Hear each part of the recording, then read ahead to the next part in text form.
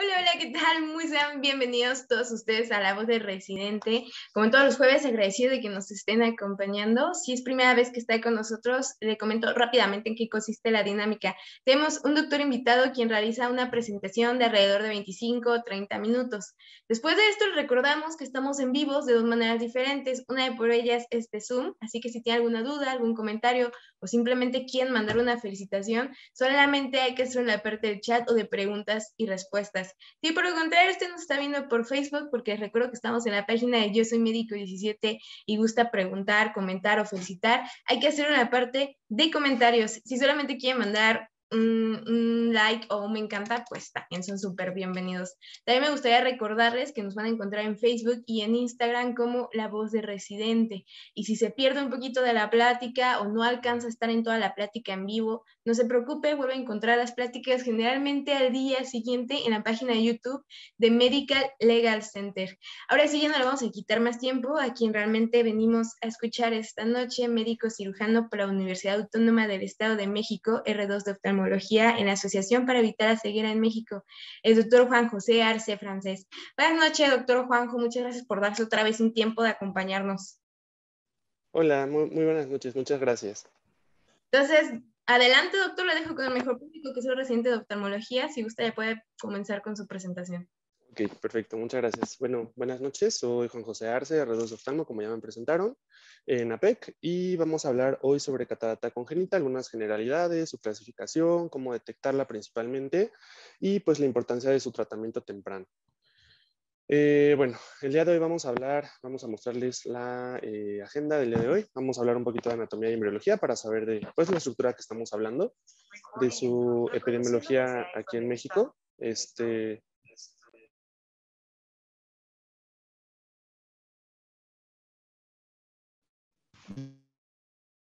Disculpen, hablar un poquito de la epidemiología aquí en nuestro país y en América Latina, qué tipos de catarata congénita podemos encontrar, cómo podemos tratarla y qué rehabilitación, cómo diagnosticarla y qué rehabilitación deben llevar los pacientes, pues posterior al tratamiento quirúrgico que es el ideal.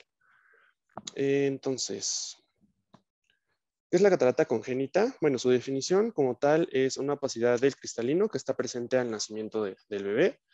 Es una patología muy importante ya que es responsable de aproximadamente 5 hasta el 20% de ceguera en niños, en infantes, y globalmente existen aproximadamente 200,000 niños ciegos por catarata. Pues es importante remarcar que esta es una patología potencialmente curable y cuyas secuelas pueden evitarse si se da un tratamiento temprano. Hablando un poquito de la anatomía y embriología, bueno, pues tenemos que este es nuestro cristalino. Déjenme poner un poquito del apuntador.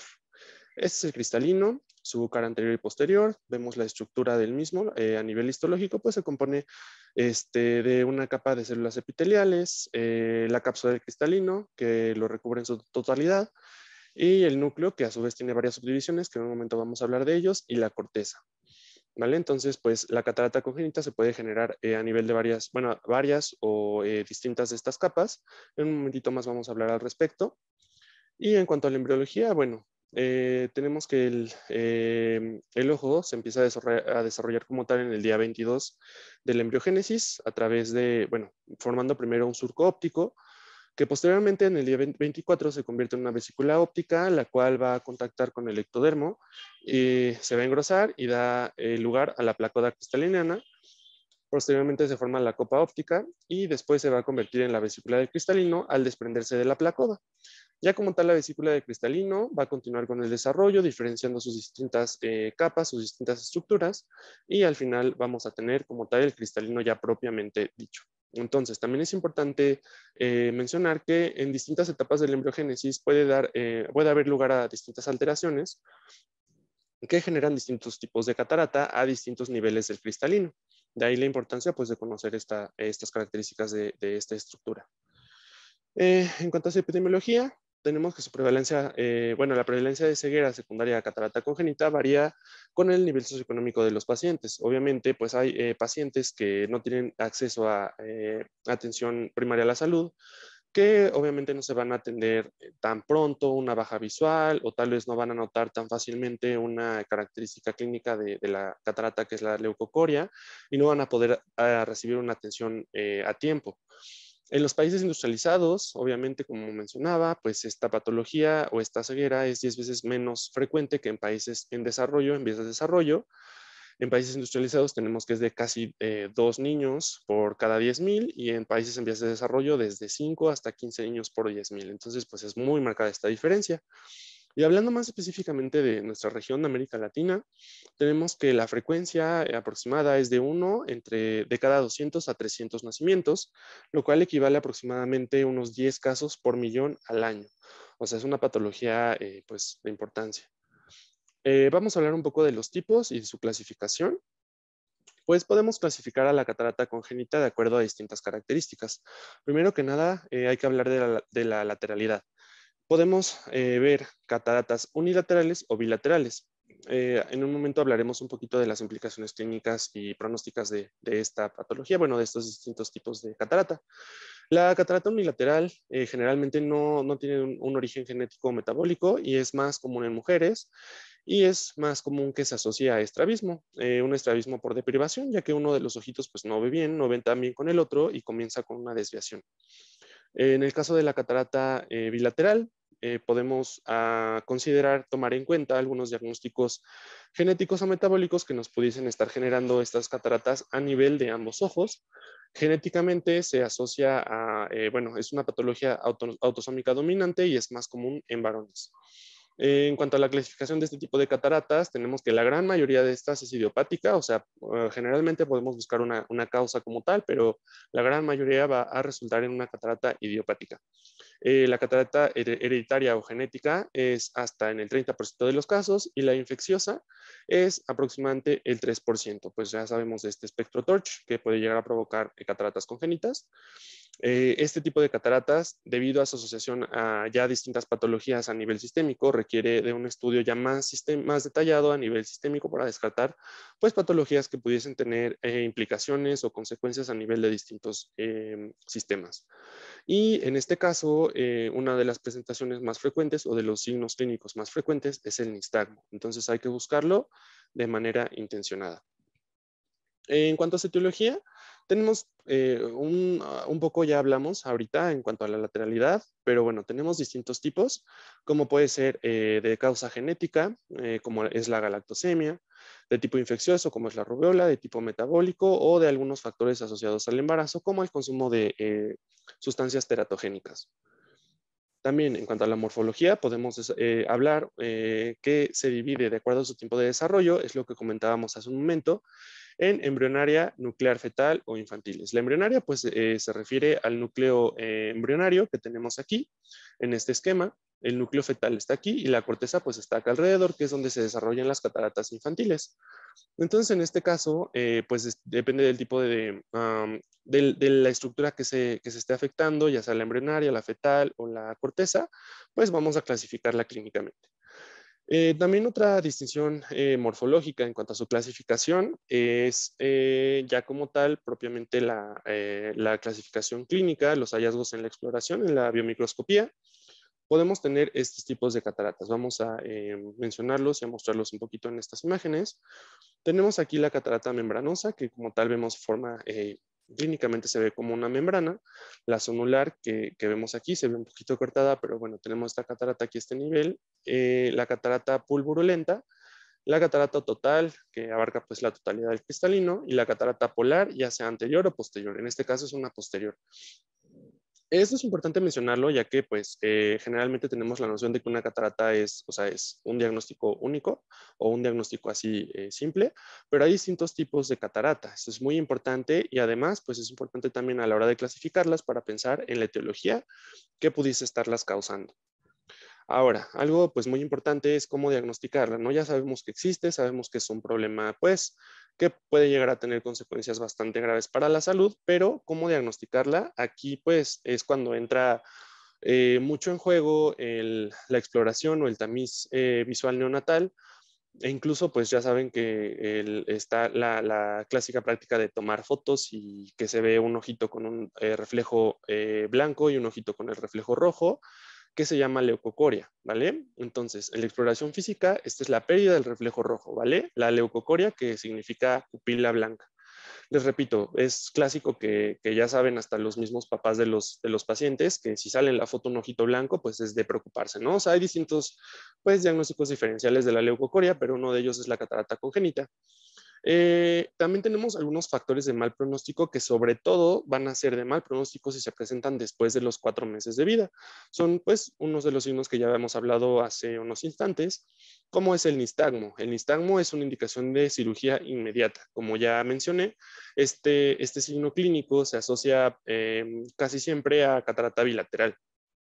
Entonces, una vez que el paciente ya lo presenta, esto nos habla de que ya tiene una afección sensorial bastante profunda, por lo cual es una urgencia quirúrgica.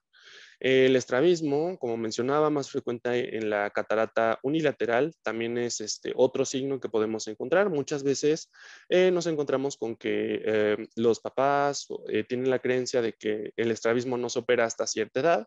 Sin embargo, el estrabismo siempre es un dato de, bueno, si bien no de alarma, un dato de cuidado, de precaución, que hay que explorar siempre a los pequeños, siempre a los bebés, por qué tienen esta patología o este signo, ya que muchas veces, bueno, no muchas veces, sino que en varias ocasiones no solo es la pura desviación, sino que esta desviación es secundaria a algún problema a nivel sensorial, como puede ser una catarata, un retinoblastoma, etcétera. Bueno, hay que revisar al bebé, tomarle su agudeza visual. Como bien sabemos, pues no es muy fácil a veces en los niños pequeños, pero tenemos distintas formas de evaluarla o de darnos una idea de cuál es la capacidad visual de los bebés. Una forma objetiva de medirla, la agudeza visual, son los potenciales visuales evocados, que es un estudio de neurofisiología que se puede realizar a los bebés y nos da una muy buena idea de qué tal está su visión, de qué tanto responden sus retinas al estímulo visual. Y ya en niños un poquito más grandes podemos usar varias cartillas para evaluar agudeza visual, como son la cartilla de Teller, la cartilla de Lea o la cartilla de Snellen. Sin embargo, pues es mejor detectarlo a tiempo antes de que los pequeños ya aprendan a leer, a diferenciar estas figuritas de estas tablas. Entonces, pues podemos asociarlo más a unos potenciales visuales evocados. Entonces, como les mencionaba, no todo solamente es no ver reflejo rojo. Hay otros datos que nos hablan de catarata congénita o de otras patologías que deprivan el estímulo sensorial de la vía visual. Entonces, no únicamente buscar el reflejo rojo, sino estar pendientes de los otros datos que ya les mencioné. Aquí vemos pues un ejemplo de un bebé con leucocoria. Vemos que el ojo derecho tiene este reflejo blanco justo en la pupila. Esto sí es secundario a una catarata congénita, pero puede asociarse a otras cosas. Entonces siempre hay que referirlo al oftalmólogo siempre que veamos una leucocoria. Y este ojito rojo con este ojito con el reflejo rojo normal. También características que hay que evaluar de un reflejo rojo es su calidad, que sea acorde a las características del paciente, de edad, de raza, etcétera. Y también que sea un reflejo rojo simétrico, ¿vale? En este caso, pues evidentemente aquí es completamente asimétrico, pues ni siquiera tenemos reflejo rojo de este lado. Entonces, criterio de referencia inmediata. En el caso de este paciente, tenemos una endodesviación del ojito izquierdo. Entonces, como les mencionaba, también el estrabismo es otra de las manifestaciones posibles de la catarata congénita. Y en este caso vemos un video de un paciente, bueno, este ya es un adulto, pero quería ejemplificar lo que es el nistagmo, ¿no? Estos movimientos rápidos, involuntarios de los ojos. Entonces, esto más frecuentemente en cataratas bilaterales. Y bueno, todo esto, ¿a qué nos lleva? ¿Qué concluimos? Pues que hay que realizar siempre una exploración rutinaria a todos los recién nacidos. ¿Okay? Como les repito, no solamente buscar el reflejo rojo, buscar otros datos de alarma u otros datos que nos pudiesen estar hablando de obstrucciones en el eje visual. Pero a todos los recién nacidos hay que realizarles el tamiz visual y por lo menos buscar este reflejo rojo simétrico y de características acordes al paciente, ¿vale? En cuanto se detecte alguna alteración en esta exploración o este nivel, hay que referir de forma urgente al oftalmólogo. Entonces, también aquí vamos a hablar de cómo tratarla, lo cual pues es un tema que ha causado cierta controversia a lo largo de los años. Tenemos que a los 6 meses tenemos el menor riesgo de hipertensión ocular secundaria a la cirugía, de glaucoma secundario a pseudofaquia, o sea, la colocación de un lente intraocular, a desprendimiento de retina y opacidad subcapsular posterior, que es una de las complicaciones más frecuentes de esta cirugía. En un momento hablaremos al respecto. vamos a hablar de estos criterios de decisión quirúrgica por cuestiones de tiempo. Tenemos, de acuerdo a las características de la catarata o de la presentación clínica, vamos a tener distintos criterios de cirugía. En el caso de que tengamos una catarata bilateral que sea simétrica y que abarque menos de 3 milímetros del eje visual, podemos hasta cierto punto esperar. Vamos a realizar una dilatación del paciente para revisar las características de la catarata, que no progrese. Vamos a otorgar un tratamiento de ambliopía. En un momento vamos a hablar un poquito al respecto. Y vamos a darle al paciente una refracción. Vamos a realizar estudios de refracción bastante frecuentes para poder corregir el defecto ametrópico en su totalidad y evitar lo más posible la ambliopía. Hablando un poquito de la ambliopía, pues es lo que comúnmente se conoce como ojo flojo. Tiene distintas causas. Una de ellas pues es la ambliopía por deprivación, que en este caso podría ser causada por una catarata no tratada.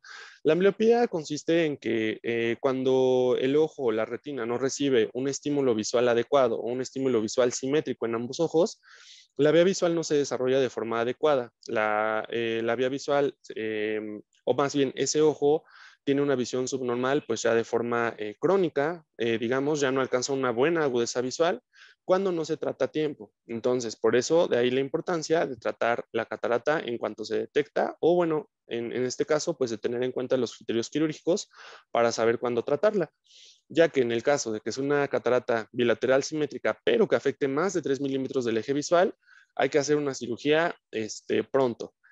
En este caso, la cirugía del segundo ojo debe ser una semana después del primero. ¿Esto por qué? Pues para evitar la ambliopía lo más posible, ya que si bien en una catarata bilateral los dos ojos tienen una deprivación sensorial, pues hasta cierto punto es una deprivación simétrica. Entonces, en el momento en el que retiramos la catarata de un ojo y dejamos la del otro, este ojito que se queda con la catarata va a seguir deprivado y entonces ahí vamos a empezar a afectar la vía visual de ese lado. Y es por eso que la cirugía debe ser tan pronto, con una semana de diferencia. Y bueno, en el caso de que sea una cirugía, perdón, una catarata unilateral o bilateral, pero asimétrica, ya sea que interfiera o no con el eje visual, debido a esta diferencia o a esta asimetría en el estímulo visual, hay que operar de inmediato, en cuanto se detecte, para evitar ambliopía en el otro ojo, bueno, más bien en el ojo afectado. En cuanto a la técnica quirúrgica, pues ha ido avanzando con el paso de los años. Primero únicamente se hacía una lensectomía simple, sin ningún otro procedimiento, sin implantar el lente intraocular. Posteriormente se realizó la facoemulsificación con una cápsula posterior íntegra, es decir, solamente se tocaba la cápsula anterior del cristalino para realizar la cirugía. Posteriormente, en el 94 se empezó a describir la capsulorhexis circular posterior, la cual evitaba la opacidad subcapsular posterior. En un momento hablamos un poquito más al respecto.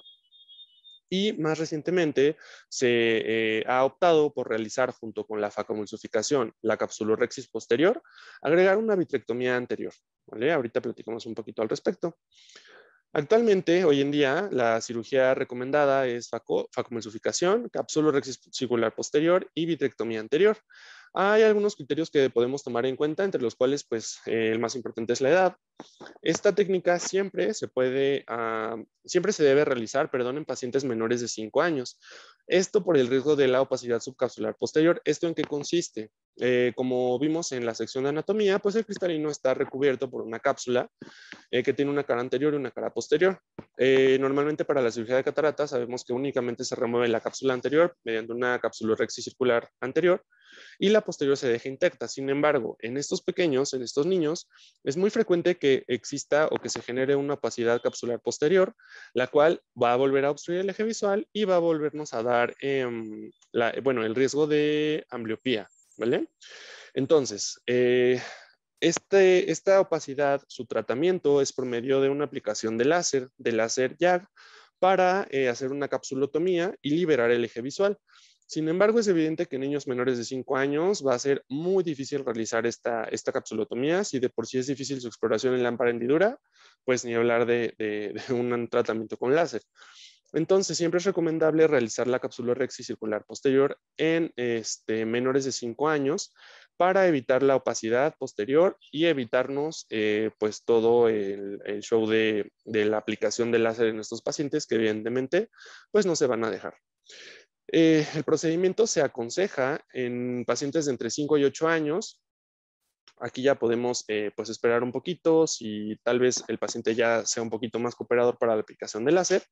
Y en mayores de 8 años puede tranquilamente dejarse la bolsa intacta y posteriormente, en caso de que presenten esta opacidad subcapsular posterior, pues ya valorar dar láser. Ya el paciente pues un poquito más grande, entiende un poquito más y coopera muchísimo mejor. Bueno, este es el fin de hacer esta capsulorhexis posterior y la vitrectomía anterior, ¿vale? Para evitar esta opacidad capsular posterior. Por eso la modificación de la técnica a lo largo de los años. Hablando un poquito de la rehabilitación postquirúrgica, esto pues con qué fin se hace, con lo que platicaba hace un momento, ¿no? Para evitar la ambliopía.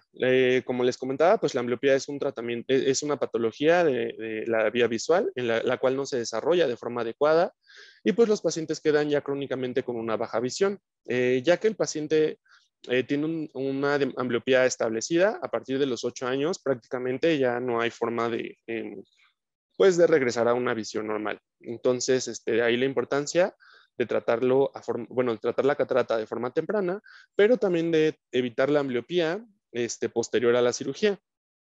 El tratamiento más común o más conocido de la ambliopía es pues con la técnica de parchado, ¿no? Con la técnica de oclusión. En este caso, en estos pacientes pequeños, la indicación es no parchar el primer mes y posteriormente vamos a iniciar con un parchado progresivo, digamos. Primero vamos a parchar durante 2 horas el segundo y tercer mes de vida. Esto con el fin de que el ojito, que vamos a parchar el ojo sano, digamos, el cual tiene un estímulo visual adecuado. Esto con el fin de que el ojito enfermo, el ojito afectado, pueda recibir un estímulo visual y el cerebro nos ayuda a desarrollar esa vía visual de forma adecuada. Y en cuanto más temprano se haga, pues es mejor, porque todavía el cerebro conserva mucho su plasticidad cerebral y todavía tenemos la posibilidad de desarrollar la vía visual.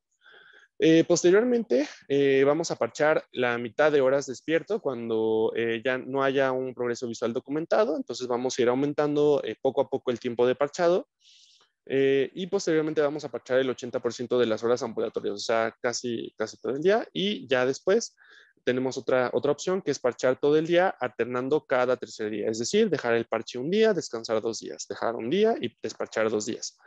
Sin embargo, pues la técnica de parchado, la técnica de oclusión, no es la única técnica que tenemos para el tratamiento de ambliopía.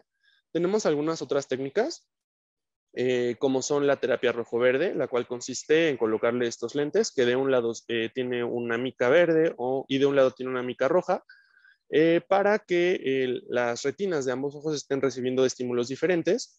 Y en este caso se le indica al paciente usar estos lentes unas 6 a 8 horas al día mientras realiza actividades que requieran un estímulo visual.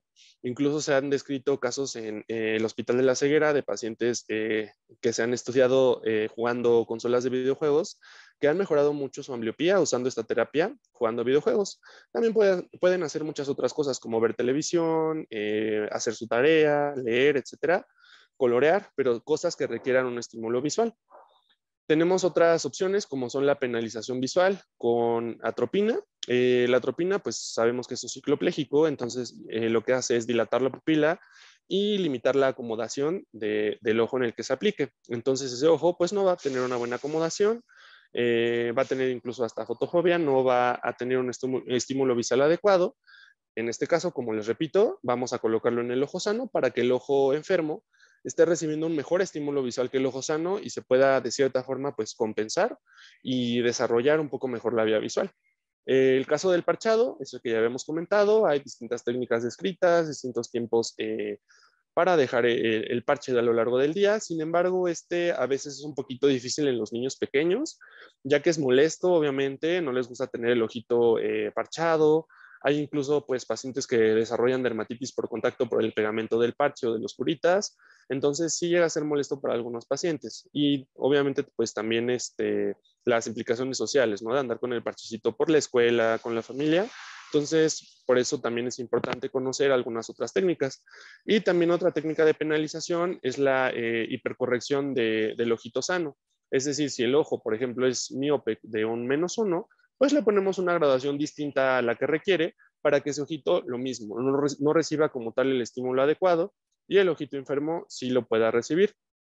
¿Vale? Entonces, todo esto es súper importante a nivel oftalmológico y a nivel de consulta como médicos generales o de otras especialidades, eh, para pues que nuestros pacientes puedan tener un desarrollo visual lo más adecuado posible y evidentemente con cualquiera de las terapias de ambliopía que se escoja, es súper importante pues estar tomando la agudeza visual de forma seriada cada 2, 3 meses para documentar si existe una mejoría en la misma y sobre todo para documentar que no haya una ambliopía pues paradójica en el ojo sano que empiece a bajar la visión por la terapia de ambliopía, ¿ok? Sobre todo en las terapias por penalización o por oclusión. Entonces también siempre que tengamos un paciente con esta terapia de ambliopía, siempre vigilar el ojo sano para ver que no estemos pues provocándole ahora un mal en el ojito que ve mejor, ¿vale? Pues por mi parte sería todo, creo que apenas estamos en tiempo. Me gustaría agradecer a los doctores Itzel Pérez Gudiño, que me coordinó, a la doctora Susana Peniche, Alejandra Rueda y al doctor Gustavo Méndez, pues por su apoyo en la realización de esta presentación. Al contrario, doctor, muchas gracias y también muchas gracias por su tiempo. Sabemos que generalmente están ocupados, porque recuerdo que esto lo hacen ellos de manera altruista, es tiempo que nos dedican para compartir de sus experiencias, de sus conocimientos. Ahorita realmente lo que estoy leyendo son más felicitaciones, no veo ninguna pregunta. Si alguien de casualidad tiene una pregunta, es momento en que lo puedan escribir. Mientras tanto, doctor Juanjo, solamente regálame un consejo para sus compañeros de residencia. Ok, pues bueno, súper importante detectar y tratar a tiempo, pues ya que, como les comento, lo que me gustaría que se llevaran de toda esta plática es que la ambliopía es una patología que pues realmente no tiene cura, nada más se puede llevar en seguimiento, pero que sí tiene prevención, ¿ok? De las distintas causas que hay de la ambliopía, la catarata congénita es una de ellas, entonces de ahí la importancia de detectarla a tiempo. Muchas gracias, doctor. Les recuerdo que si alguien se perdió la práctica del doctor Juanjo y la quieren volver a revivir, la van a encontrar en la página de YouTube de Medical Legal Center. Generalmente se suben al día siguiente, así que mañana ya van a encontrar esta plática. Si la quieren buscar por Facebook, pues en la página de Yo Soy Médico 17. También les recuerdo que para que estén al pendiente de las pláticas o si gustan conocer otras especialidades, estén atentos a nuestras redes sociales de La Voz de Residente en tanto Facebook como Instagram y ahí van a estar encontrando información. También los invitamos, si alguno gusta participar como ponencia, pues adelante, bienvenido, solamente mándenos un mensajito. Solamente le comento rápidamente, doctor, de sus comentarios, que son felicitaciones, buenas noches, muchas felicidades al ponente, qué gran tema, mucha suerte. Gina manda felicidades al doctor de parte desde la ciudad del sur, desde el sur de la Ciudad de México, perdón. Gustavo también manda sus felicitaciones y agradecimiento. Ivette, excelente información, felicidades. Josefina, muchas felicidades, muy buena presentación. Iván Luna, felicitaciones al doctor Juanjo, saludos de Ciudad de México. Jaime Márquez, excelente tema, gracias. Miroslava Guillén, muy buena presentación, gracias al doctor. Susana Ochoa, excelente tema y ponencia. Humberto Zaragoza, felicidades desde El Salvador. Y el doctor Ulloa también manda sus saludos desde Campeche y sus felicitaciones. Entonces, muchas gracias, doctor, por acompañarnos esta noche y otra vez, pues, permitirnos volverlo a escuchar. Que pasen muy bonita noche. Y a quien nos está viendo, les recuerdo que si alguien es jefe o jefa de residentes y requiere alguna plática para adiestramiento o capacitación en temas médicos legales, nos puede mandar un correo electrónico a atención.mlc@gmail.com y con mucho gusto recibirá pláticas de manera gratuita en esta temporada de pandemia. Muchas gracias, doctor Juanjo.